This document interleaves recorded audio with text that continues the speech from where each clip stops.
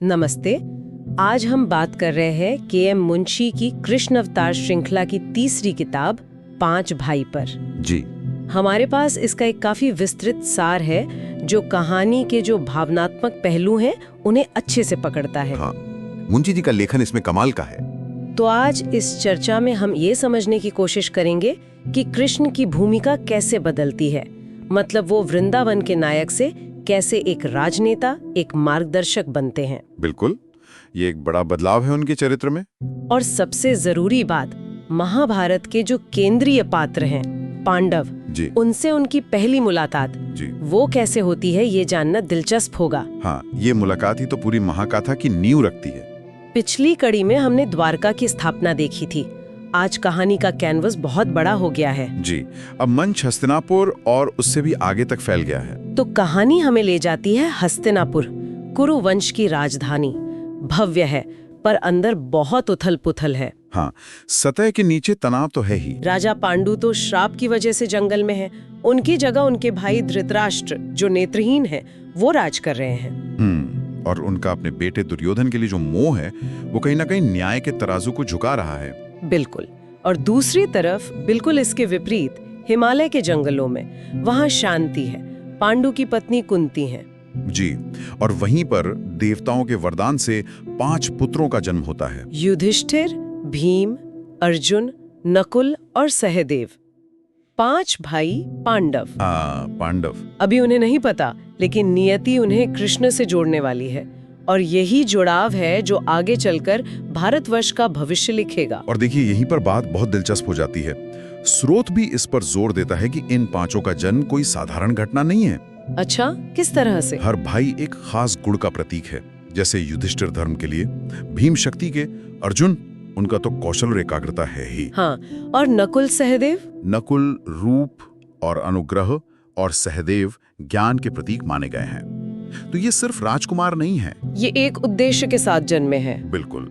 नियति ने इन्हें चुना है आने वाले धर्म युग की स्थापना के लिए। ये एक तरह से साधन है। वाह।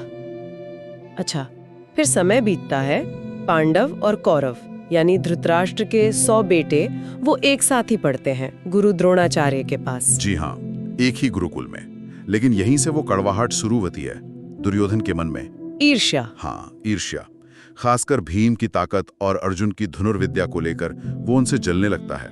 और उधर द्वारका में कृष्ण भी इन सब बातों को सुन रहे हैं। मतलब इन राजकुमारों की चर्चा उन तक पहुंच रही है। हाँ, उनके गुणों की, उनकी क्षमताओं की कहानियां द्वारका तक पहुंचती हैं। कृष्ण को भी एहसास होता है कि ये कोई साधारण बच्चे नहीं है। और फिर वो हस्तिनापुर आते हैं। जी, वे हस्तिनापुर आते हैं। पांडवों से उनकी मुलाकात कैसे होती है? क्या कोई बड़ा आयोजन होता है? नहीं, मुलाकात बहुत शांत रहती है, बिना किसी दिखावे के।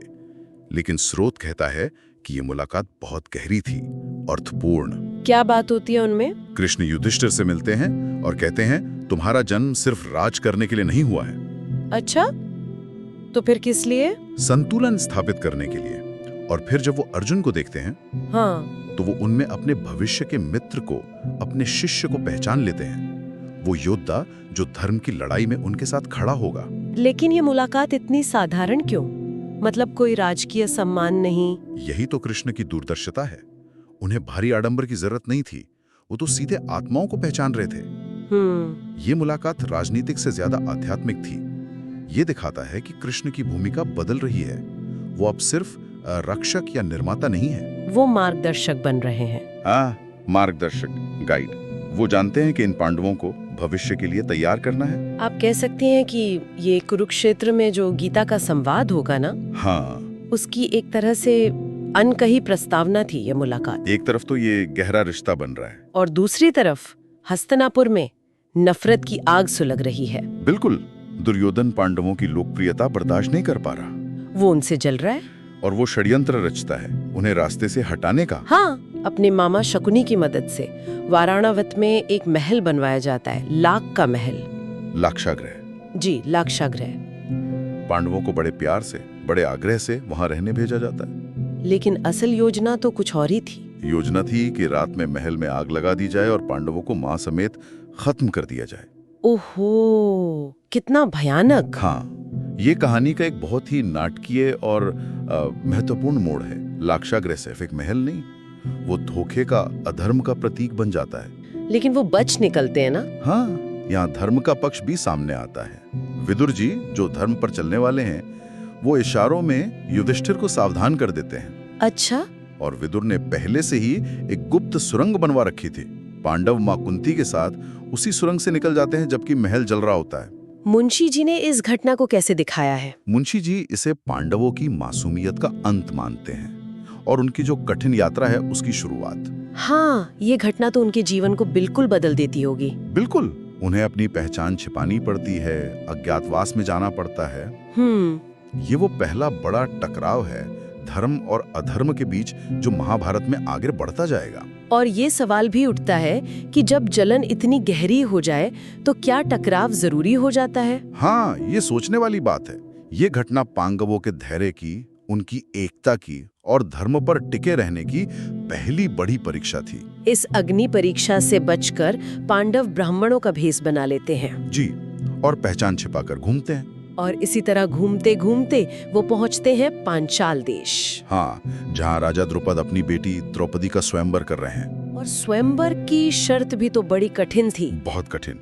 एक बहुत भारी स्टील का धनुष है, उस पर डोरी चढ़ानी है। और वो भी नीचे पानी में परछाई देखकर ऊपर घूमती मछली की आंख भेदनी है। जी, बड़े बड़े योद्धा आते हैं, राजकुमार आते हैं, लेकिन असफल रहते हैं। फिर ब्राह्मणों की भीड़ से एक युवक आगे आता है, शांत, एकाग्र। यह अर्जुन है। हाँ, भेष बदले हुए अर्जुन। वो धनुष उठाते हैं, आसानी से डोरी चढ़ाते हैं और पलक झपकते ही निशाना साध देते हैं। वाह! और कृष्ण भी वहीं थे। हाँ, कृष्ण भी मेहमानों के बीच बैठे थे और वो इस क्षण को देख रहे थे। स्रोत कहता है कि कृष्ण इसमें सिर्फ एक विवाह नहीं देख रहे थे। तो फिर क्या देख रहे थे? वो दो शक्तियों का मिलन देख रहे थे। अर्जुन जो धर्म का योद्धा है, और द्रौपदी जिनके बारे में कहा गया है कि वो ज्वाला जो हर पुरुष की सच्चाई की परीक्षा लेगी। वो ज्वाला जो हर पुरुष की सच्चाई की परीक्षा लेगी। ये बहुत गहरा वाक्य है। बिल्कुल, इसमें द्रौपदी के असाधारण चरित्र की झलक है। यहाँ अर्जुन का निशाना लगाना सिर्फ उनका कौशल नहीं दिखाता, उनकी साधना भी दिखाता। हाँ, उनकी सालों की साधना, उनकी एकाग्रता। और द्रौपदी का स्वयंवर भी सिर्फ एक पति चुनना नहीं है, नियति अपना नायक चुन रही है। सही कहा। और कृष्ण यहाँ सिर्फ दर्शक नहीं है, वो तो इस पूरी लीला के सूत्रधार हैं। वो भविष्य के महायुद्ध के मुख्य किरदारों को एक साथ ला रहे हैं। स्वयंवर के बाद तो पांडवों की पहचान सामने आ जाती होगी। जी, उनकी पहचान उजागर हो जाती है। और कृष्ण उनसे फिर मिलते हैं। हाँ, अब एक मित्र के तौर पर, एक सलाहकार के तौर पर। और उनके शब्द बहुत मायने रखते हैं। वो युधिष्ठिर से कहते हैं, क्या कहते हैं? तुम गुमनामी में रहने के लिए नहीं बने हो, तुम शासन करने के लिए बने हो, लेकिन एक शर्त के साथ। हाँ, धर्म को अपना ताज बनाकर, मतलब शासन करो पर धर्म के रास्ते पर चलकर। और कृष्ण सिर्फ सलाह नहीं देते, वो मदद भी करते उनका राज्य स्थापित करने में। बिल्कुल, वो सक्रिय रूप से मदद करते हैं। खांडोप्रस्थ नाम का एक जंगल था, उसे साफ करके इंद्रप्रस्थ नाम का शहर बसाया जाता है। इंद्रप्रस्थ, प्रकाश का शहर। हाँ, एक ऐसा राज्य जो न्याय, समृद्धि और एकता का प्रतीक बने। हस्तिनापुर के माहौल के ठीक विपरीत। कृष्ण की ये जो भूमिका है, इसे स्रोत में सचेत नेतृत्व कहा गया है, माइंडफुल लीडरशिप। जी, मतलब ऐसा नेतृत्व जिसमें सिर्फ शक्ति या चमत्कार न हो, उसमें करुणा भी हो और रणनीति भी। वो पांडवों की ताकत और कमजोरी दोनों समझते हैं। हाँ, और उसी के हिसाब से उन्हें गाइड करते हैं। इंद्रप्रस्थ का बनना सिर्फ एक शहर का बनना नहीं था, वो एक आदर्श समाज की स्थापना थी। हस्तिनापुर में जो अन्याय बढ़ रहा था, उसके सामने एक सकारात्मक विकल्प। बिल्कुल, धर्म पर आधारित समाज कैसा हो सकता है, उसका एक जीता जागता उदाहरण। तो ये नेतृत्व सिर्फ सलाह देना नहीं था, बल्कि उन्हें मजबूत बनाना था, सक्षम बनाना था। हाँ बिल्कुल, उन्हें आत्मनिर्भर बनाना था ताकि वो खुद धर्म की स्थापना कर सकें। कृष्ण हर चीज खुद नहीं कर देते, वो उन्हें रास्ता दिखाते हैं, क्षमता देते हैं। जी, सही फैसले लेने की, धर्म पर चलने की क्षमता, ये उनके मार्गदर्शन की खास बात है। लेकिन इंद्रप्रस्थ की ये शान, पांडवों की ये सफलता दुर्योधन की ईर्ष्या को तो और भड़का देती होगी। हाँ बिल्कुल, हस्तिनापुर में बेचैनी और बढ़ जाती है। शकुनी के पासे तैयार होने लगते हैं। महाभारत के युद्ध के बीज वो अब बोए जा रहे हैं। जी, हालांकि ये किताब 5 भाई उस भयानक द्यूत क्रीड़ा यानी चौसर के खेल से ठीक पहले खत्म हो जाती है। लेकिन मुंशी जी इशारा दे देते हैं कि आगे क्या होने वाला है। हाँ, उनका लेखन आने वाली त्रासदी का साफ संकेत देता है। तनाव बढ़ता हुआ महसूस होता है। और इस बढ़ते तनाव के बीच कृष्ण क्या कर रहे हैं? क्या वो सिर्फ देख रहे हैं? नहीं, वो देख नहीं रहे हैं, वो निष्क्रिय नहीं है। मुंशी कृष्ण को एक ऐसे रणनीतिकार की तरह दिखाते हैं जो आने वाली चुनौतियों को भांप रहे हैं और तैयारी कर रहे हैं। हाँ, वो तैयारी कर रहे हैं। वो जानते हैं कि धर्म और अधर्म का ये टकराव टाला नहीं जा सकता, इसलिए वो पांडवों को तैयार कर रहे हैं, मानसिक रूप से, नैतिक रूप से। कहानी के अंत में एक तरह की खामोशी है, एक ठहराव है, जैसे तूफान से पहले की शांति होती है ना। हाँ। स्रोत कहता है कि वृंदावन की बांसुरी अब शांत हो गई है, उसकी जगह नीति की गंभीर ध्वनि ले रही है, शायद वो शंख की ध्वनि जो एक दिन कुरुक्षेत्र में बजेगी। ये बात दिलचस्प है कि कृष्ण हर संकट को टालते नहीं हैं, बल्कि सामना करने के लिए तैयार करते हैं। यही तो कृष्ण की लीला का रहस्य है। वो हर अन्याय को अपने चमत्कार से खत्म नहीं करते। वो मनुष्यों को शक्ति देते हैं। हाँ, अपने चुने हुए पात्रों को, पांडवों को वो शक्ति और विवेक देते हैं कि वो खुद धर्म के रास्ते पर चलकर अन्याय का सामना करें। ये भगवान की इच्छा और इंसान के प्रयास का संतुलन है।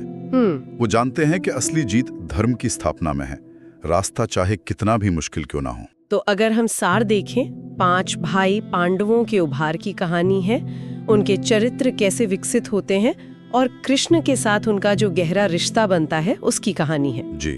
और ये कृष्ण की भूमिका का जो बदलाव है उसे बहुत खूबसूरती से दिखाती है।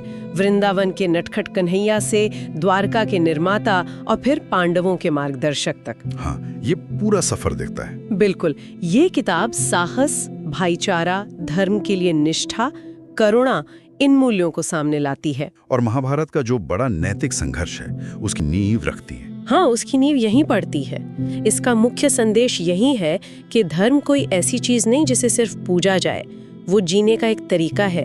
रोजमर्रा की चुनौतियों के बीच उसे निभाना पड़ता है। और मुंशी जी ने कृष्ण को भी काफी मानवीय दिखाया है, जैसा स्रोत बताता है। बुद्धिमान भी हैं, मजाकिया भी, दयालु भी। हाँ, वो इंसानों की कमजोरियों को समझते हैं, लेकिन फिर भी उनकी क्षमता में विश्वास रखते हैं, धर्म निभाने की क्षमता में। ये एक तरह से मिथक से मिशन तक की यात्रा है। बिल्कुल सही कहा। बचपन की लीलाओं से आगे बढ़कर दुनिया की जिम्मेदारी तक, जादू से आगे बढ़कर नैतिक चेतना जगाने तक। तो ये थी के.एम. मुंशी की 5 भाई की कहानी, आस्था की, साहस की और एक अनोखी दोस्ती की कहानी, जहां कृष्ण की बांसुरी की धुन अब धीरे धीरे नियति के शंखनाद में बदल रही है। हाँ, कृष्ण को अपने साथी मिल गए हैं, वो 5 भाई जो धर्म की स्थापना के इस बड़े यज्ञ में उनके साथ चलेंगे, महाभारत के भोर की ओर। जी। और जाते जाते एक सवाल मन में आता है। हाँ, बताइए। स्रोत ने कृष्ण के मार्गदर्शन में करुणा और रणनीति दोनों के मिश्रण की बात की। अगर हम कहानी से बाहर आकर आज के जमाने में देखें, तो आज जब लीडर्स के सामने गहरे मतभेद आते हैं, विरोध आता है या कभी-कभी धोखा जैसी स्थितियां भी आती हैं, हाँ बिल्कुल, तब करुणा और जो रणनीतिक जरूरतें हैं उनके बीच संतुलन बनाना कितना मुश्किल होता होगा या कितना संभव है? ये तो बहुत बड़ा सवाल है। हाँ, क्या हमेशा करुणा दिखाना संभव है या कभी-कभी कड़े रणनीतिक फैसले लेने ही पड़ते हैं, चाहे वो कड़वे क्यों ना लगे? सोचने वाली बात है ये। जी, इस पर विचार किया जा सकता है।